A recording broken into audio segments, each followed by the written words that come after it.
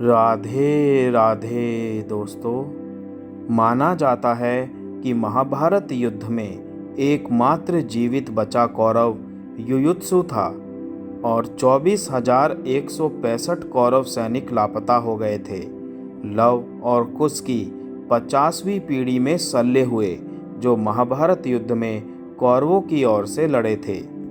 जब महाभारत का युद्ध हुआ तब श्री कृष्ण की आयु 83 वर्ष थी। महाभारत युद्ध के 36 वर्ष बाद उन्होंने देह त्याग दी थी। इसका मतलब 119 वर्ष की आयु में उन्होंने देह त्याग किया था।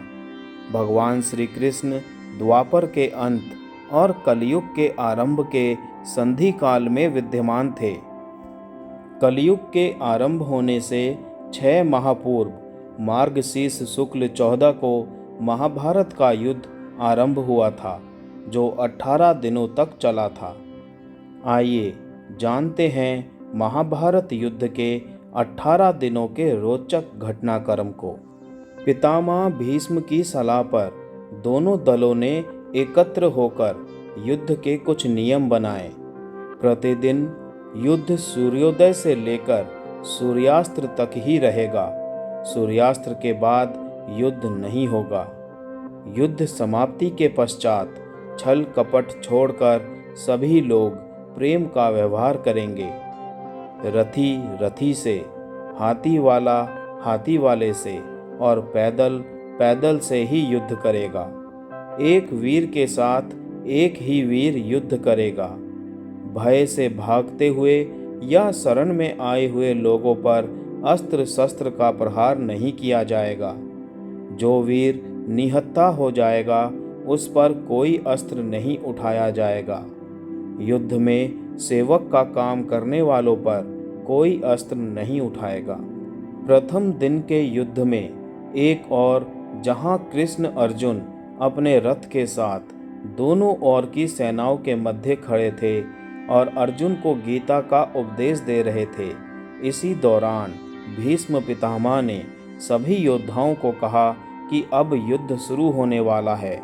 इस समय जो भी योद्धा अपना खेमा बदलना चाहे वो स्वतंत्र है कि वो जिसकी तरफ से भी चाहे युद्ध करे। इस घोषणा के बाद धृतराष्ट्र का पुत्र युयुत्सु डंका बजाते हुए कौरव दल को छोड़ पांडवों के खेमे में चला गया। ऐसा युधिष्ठिर के क्रियाकलापों के कारण संभव हुआ था। श्री कृष्ण के उपदेश के बाद अर्जुन ने देवदत्त नामक शंख बजाकर युद्ध की घोषणा की।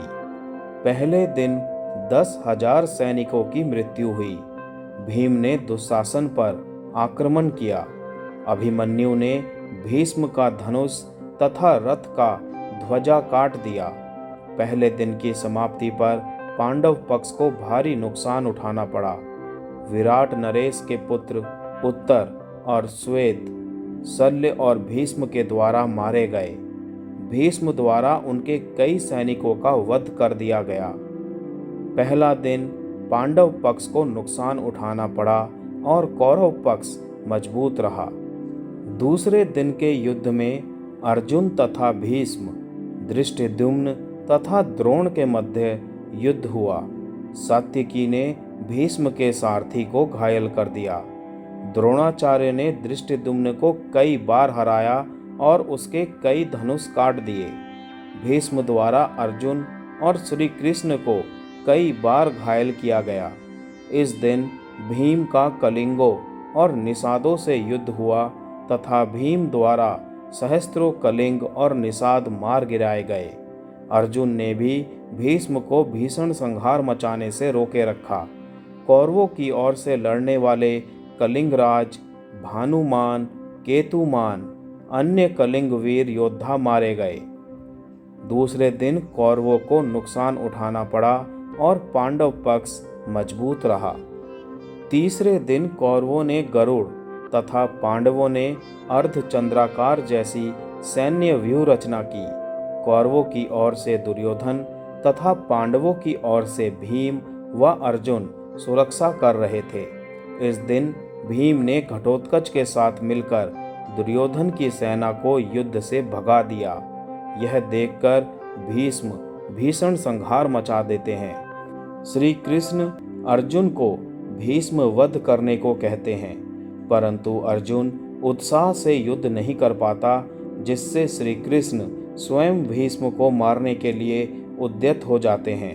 परंतु अर्जुन उन्हें प्रतिज्ञा रूपी आश्वासन देकर कौरव सेना का भीषण संहार करते हैं।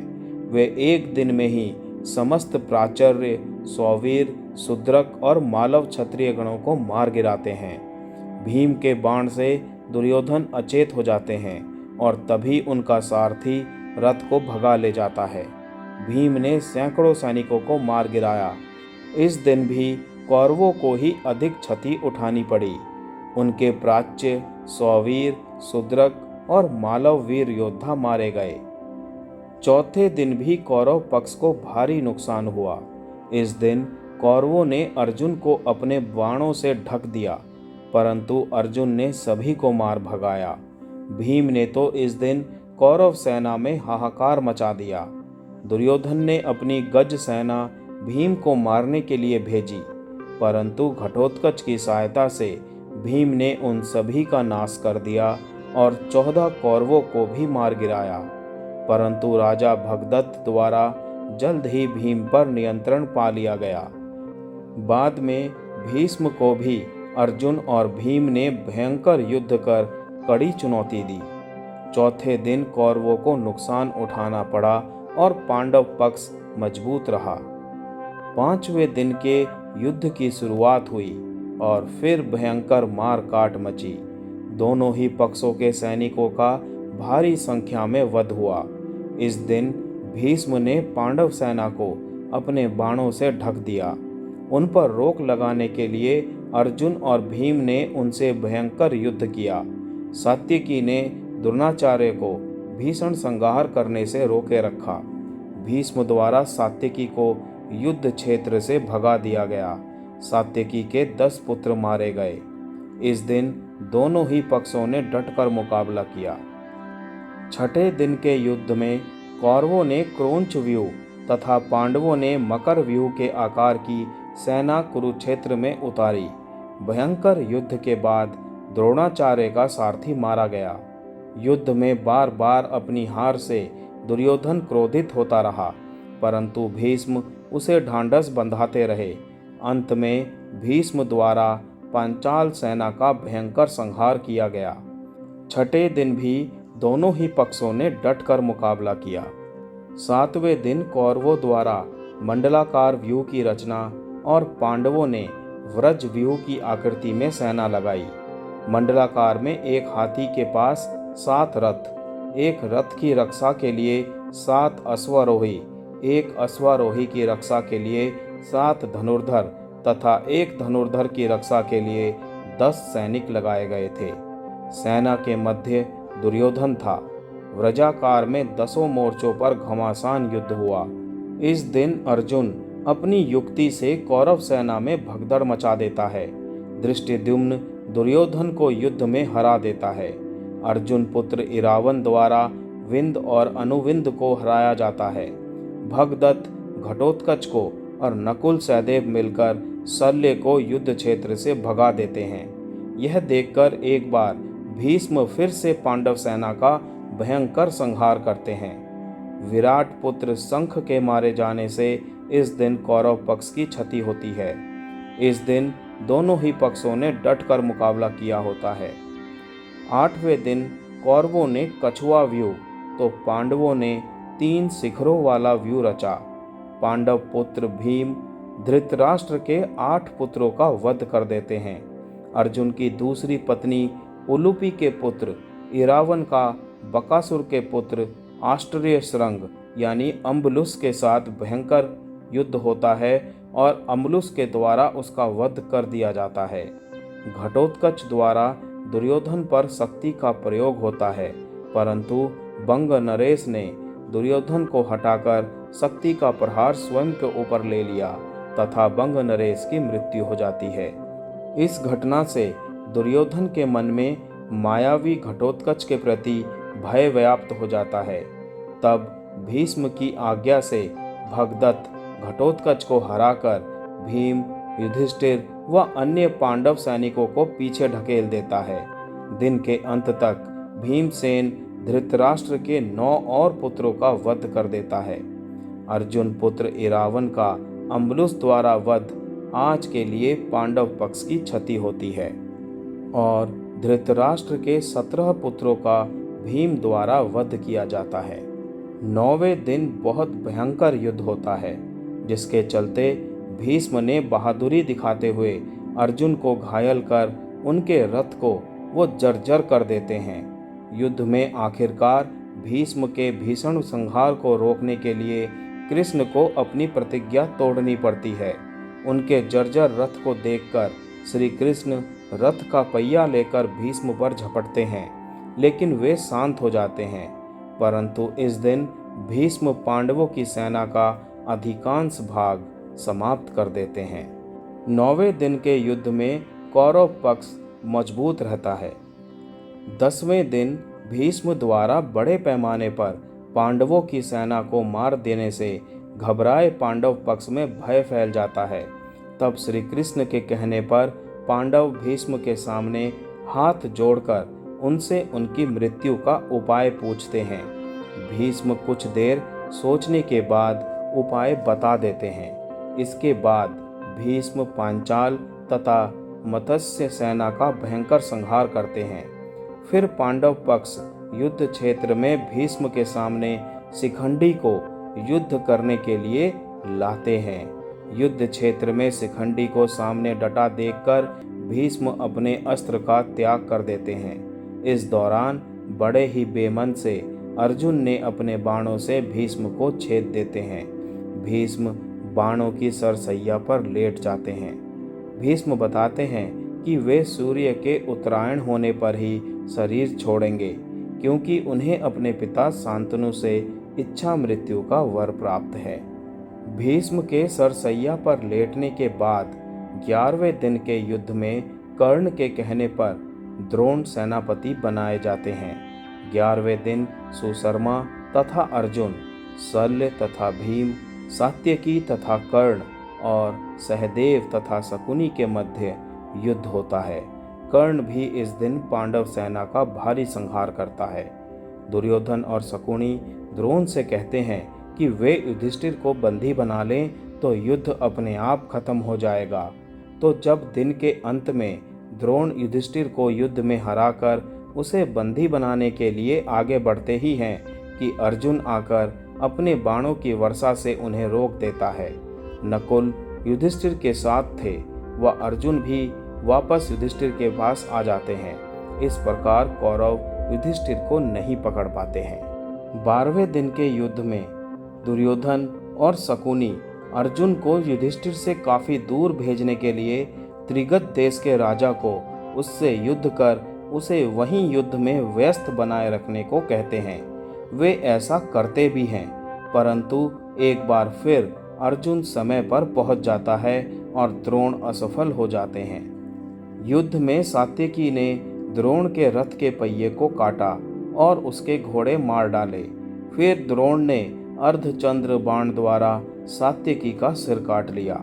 सात्यकी ने मरने से पहले कौरवों के अनेक उच्च कोटि के योद्धाओं को मार डाला, जिनमें प्रमुख जलसंधि, त्रिगतों की गज सेना, सुदर्शन, मलेच्छों की सेना, भूरिश्रवा और कर्णपुत्र प्रसन्न थे। युद्ध भूमि में सात्यकी को भूरिश्रवा से कड़ी टक्कर झेलनी पड़ी। हर बार सात्यकी को अर्जुन और कृष्ण ने बचाया। युद्ध के 13वें दिन कर्ण के कहने पर 7 महारथियों कर्ण, जयद्रथ, द्रोण, अश्वत्थामा, दुर्योधन, लक्ष्मण तथा शकुनी ने एक साथ अभिमन्यु पर आक्रमण किया। लक्ष्मण ने जो गदा अभिमन्यु के सिर पर मारी, वही गदा अभिमन्यु ने लक्ष्मण को फेंक कर मारी। इससे दोनों की उसी समय मृत्यु हो गई। अभिमन्यु के मारे जाने का समाचार सुनकर जयद्रथ को कल सूर्यास्त से पूर्व मारने की अर्जुन ने प्रतिज्ञा ली, अन्यथा अग्नि समाधि ले लेने का वचन दिया। 14वें दिन का युद्ध। अर्जुन की अग्नि समाधि वाली बात सुनकर कौरव पक्ष में हर्ष व्याप्त हो जाता है और फिर वो यह योजना बनाते हैं कि आज युद्ध में जयद्रथ को बचाने के लिए सब कौरव योद्धा अपनी जान की बाजी लगा देंगे। द्रोण जयद्रथ को बचाने का पूर्ण आश्वासन देते हैं और उसे सेना के पिछले भाग में छिपा देते हैं। युद्ध शुरू होता है।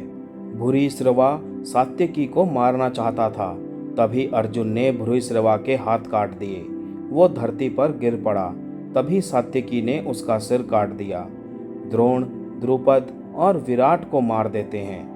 तब कृष्ण अपनी माया से सूर्यास्त्र कर देते हैं। सूर्यास्त्र होते देख अर्जुन अग्नि समाधि की तैयारी करने लग जाते हैं।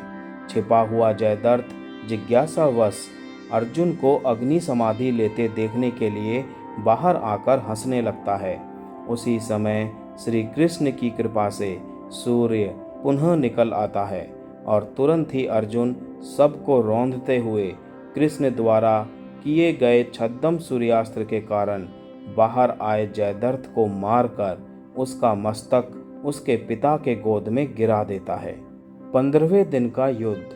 पांडवों की हार होता देख श्री कृष्ण ने युधिष्ठिर से छल का सहारा लेने को कहा। इस योजना के तहत युद्ध में यह बात फैला दी गई कि अश्वत्थामा मारा गया, लेकिन युधिष्ठिर झूठ बोलने को तैयार नहीं थे। तब अवंती राज के अश्वत्थामा नामक हाथी का भीम द्वारा वध कर दिया गया। इसके बाद युद्ध में यह बात फैला दी गई कि अश्वत्थामा मारा गया है। जब गुरु द्रोणाचार्य ने धर्मराज युधिष्ठिर से अश्वत्थामा की सत्यता जाननी चाही तो उन्होंने जवाब दिया, अश्वत्थामा मारा गया, परंतु हाथी। श्री कृष्ण ने उसी समय शंखनाद किया, जिसके शोर के चलते गुरु द्रोणाचार्य आखिरी शब्द हाथी नहीं सुन पाए और उन्होंने समझा मेरा पुत्र मारा गया। यह सुनकर उन्होंने शस्त्र त्याग दिए और युद्ध भूमि में आंखें बंद कर वो शोक में डूब गए। यही मौका था जब द्रोणाचार्य को निहत्था जानकर द्रौपदी के भाई धृष्टद्युम्न ने तलवार से उनका सिर काट डाला। 16वें दिन का युद्ध।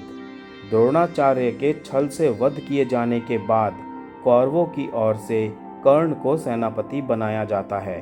कर्ण पांडव सेना का भयंकर संहार करता है और वो नकुल व सहदेव को युद्ध में हरा देता है, परंतु कुंती को दिए वचन को स्मरण कर वो उनके प्राण नहीं लेता। फिर अर्जुन के साथ भी भयंकर संग्राम करता है। दुर्योधन के कहने पर कर्ण ने अमोघ शक्ति द्वारा घटोत्कच का वध कर दिया। यह अमोघ शक्ति कर्ण ने अर्जुन के लिए बचाकर रखी थी, लेकिन घटोत्कच से घबराए दुर्योधन ने कर्ण से इस शक्ति का इस्तेमाल करने के लिए कहा। ये ऐसी शक्ति थी जिसका वार कभी खाली नहीं जा सकता था। कर्ण ने इसे अर्जुन का वध करने के लिए बचा कर रखा था। इसी बीच भीम का युद्ध दुशासन के साथ होता है और वो दुशासन का वध कर उसकी छाती का रक्त पीता है और अंत में सूर्यास्त्र हो जाता है। 17वें दिन का युद्ध। शल्य को कर्ण का सारथी बनाया गया। इस दिन कर्ण भीम और युधिष्ठिर को हराकर कुंती को दिए वचन को स्मरण कर उनके प्राण नहीं लेता। बाद में वो अर्जुन से युद्ध करने लग जाता है। कर्ण तथा अर्जुन के मध्य भयंकर युद्ध होता है। कर्ण के रथ का पहिया धंसने पर श्री कृष्ण के इशारे पर अर्जुन द्वारा असहाय अवस्था में कर्ण का वध कर दिया जाता है। इसके बाद कौरव सेना अपना उत्साह हार बैठते हैं, उनका मनोबल टूट जाता है। फिर शल्य प्रधान सेनापति बनाए जाते हैं, परंतु उनको भी युधिष्ठिर दिन के अंत में मार देते हैं। 18वें दिन का युद्ध। 18वें दिन कौरवों के 3 योद्धा शेष बचे, अश्वत्थामा, कृपाचार्य और कृतवर्मा। इसी दिन अश्वत्थामा द्वारा पांडवों के वध की प्रतिज्ञा ली गई। सेनापति अश्वत्थामा तथा कृपाचार्य और कृतवर्मा द्वारा रात्रि में पांडव शिविर पर हमला किया गया।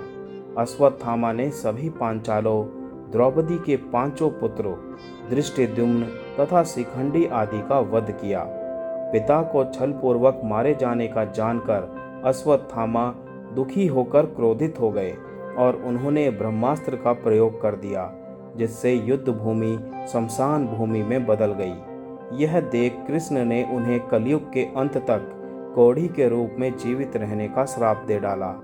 इसी दिन भीम दुर्योधन के बचे हुए भाइयों को मार देता है।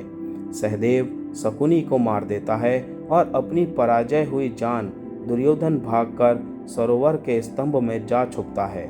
इसी दौरान बलराम तीर्थ यात्रा से वापस आते हैं और दुर्योधन को निर्भय रहने का आशीर्वाद देते हैं। छिपे हुए दुर्योधन को पांडवों द्वारा ललकारे जाने पर वो भीम से गदा युद्ध करता है और छल से जंघा पर प्रहार किए जाने से उसकी मृत्यु हो जाती है। इस तरह पांडव विजयी होते हैं। कुछ यादव युद्ध में और बाद में गांधारी के श्राप के चलते आपसी युद्ध में मारे गए। पांडव पक्ष के विराट और विराट के पुत्र उत्तर, शंख और श्वेत, सात्यकी के 10 पुत्र, अर्जुन पुत्र इरावन, द्रुपद, द्रौपदी के 5 पुत्र, दृष्टिद्युम्न, शिखंडी, कौरव पक्ष के कलिंगराज, भानुमान, केतुमान, अन्य कलिंग वीर, प्राच्य, सौवीर, शूद्रक और मालव वीर, ये सब युद्ध में मारे जाते हैं। युधिष्ठिर ने महाभारत युद्ध की समाप्ति पर बचे हुए मृत सैनिकों का दाह संस्कार एवं तर्पण किया था। इस युद्ध के बाद युधिष्ठिर को राज्य, धन, वैभव से वैराग्य हो गया। कहते हैं कि महाभारत युद्ध के बाद अर्जुन अपने भाइयों के साथ हिमालय चले गए और वहीं उनका देहांत हुआ। महाभारत युद्ध के पश्चात कौरवों की तरफ से 3 और पांडवों की तरफ से 15 यानी कुल 18 योद्धा ही जीवित बचे थे, जिनके नाम हैं कौरवों की ओर से कृतवर्मा, कृपाचार्य और अश्वत्थामा, जबकि पांडवों की ओर से युयुत्सु, युधिष्ठिर, अर्जुन, भीम, नकुल, सहदेव, कृष्ण, सात्यकी आदि। जय श्री कृष्णा।